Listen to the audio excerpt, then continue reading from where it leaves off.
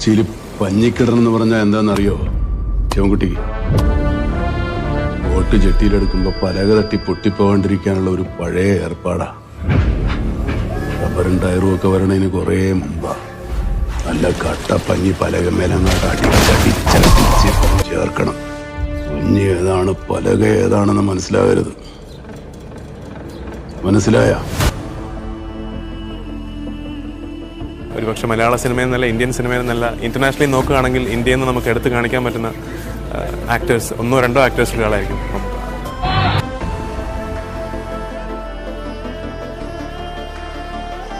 പഴയ ഫയലുകൾ എടുത്ത് വായിച്ചാ പോരാ, പഠിക്കണം. ഒരു സാധാരണ തമിഴൻ അവൻ ആസ്വദിക്കാൻ പറ്റുന്ന എന്തെങ്കിലും മലയാള സിനിമയിലുണ്ടെന്ന് അവർ പിന്നെ അല്ലെങ്കിൽ ചില സെക്സ് പടമാണ്. മലയാള സിനിമ എന്ന് പറഞ്ഞു കഴിഞ്ഞാൽ തമിഴ്നാട്ടിലോ മറ്റു നാടുകളിലോ വൃത്തികെട്ട പടങ്ങൾ എന്നായിരുന്നു അതിന്റെ അർത്ഥം. പക്ഷെ